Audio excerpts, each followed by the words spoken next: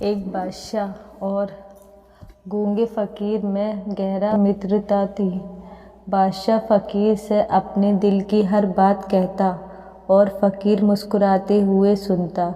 बादशाह को उसका साथ इतना भाने लगा कि उसने उसकी रहने की व्यवस्था अपने महल में करवा दी थी।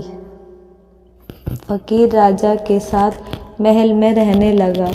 समय गुजरता गया और राजा का उसके प्रति प्रेम बढ़ता गया। एक दिन बादशाह अपने काफिले के साथ राज्य भ्रमण पर निकला। फ़कीर भी उसके साथ था। शाम को वह राज्य के अंतिम छोर तक वह गाँव की स्थिति जानकर वापस लौट रहे थे। रास्ते में घना जंगल पड़ा। बादशाह का काफिला रास्ता भटक गया। बादशाह ने अपने सारे सैनिकों को रास्ता ढूंढने के लिए चारों दिशाओं में भेज दिया और खुद फ़कीर के साथ एक पेड़ के नीचे सुस्ताने लगा। उसी पेड़ पर एक फल लगा हुआ था। बादशाह और फ़कीर दोनों भूखे थे। बादशाह ने पेड़ पर चढ़कर फल तोड़ लिया और उसके 6 टुकड़े कर दिए, 3 अपने लिए, 3 फ़कीर के लिए। अपनी आदत के अनुसार उसने पहला टुकड़ा फ़कीर को दिया। फ़कीर फल खाकर मुस्कुराया और अपना हाथ आगे बढ़ा दिया। बादशाह ने दूसरा टुकड़ा भी फ़कीर को दे दिया। फ़कीर फल खाकर मुस्कुराया और फिर से अपना हाथ आगे कर दिया। राजा ने उसे तीसरा टुकड़ा भी दे दिया और छठवें के लिए भी हाथ आगे बढ़ा दिया। ये देखकर बादशाह को बड़ा क्रोध आया।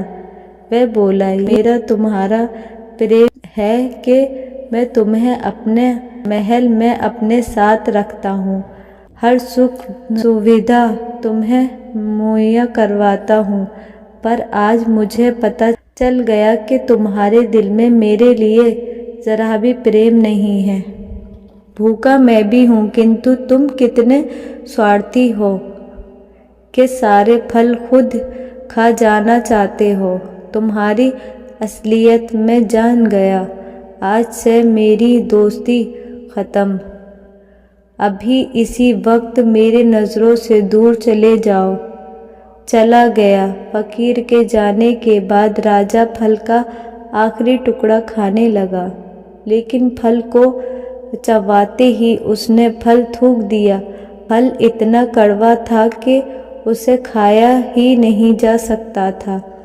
राजा को समझ आ गया कि फ़कीर क्यों सारे टुकड़े मांग कर खा जाना चाहता था और ये भी कि उसका प्रेम कितना गहरा था।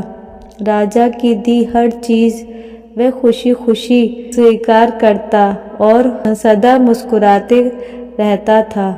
इसलिए जब राजा ने उसे फल दिया तो वो भी स्वीकार किया और कड़वा होने के बावजूद मुस्कुराते हुए खा गया। वह सारे टुकड़े इसीलिए कर खा जाना चाहता था ताकि राजा को इस बात का पता न चल सके कि वो साधु को कड़वा फल खिला रहा है, जब राजा के दिए मीठे फल उसने खुशी खुशी खाए थे तो कड़वा क्यों खाता। ये बात समझ में आने पर बादशाह पछताने लगा, मगर अब देर हो चुकी थी।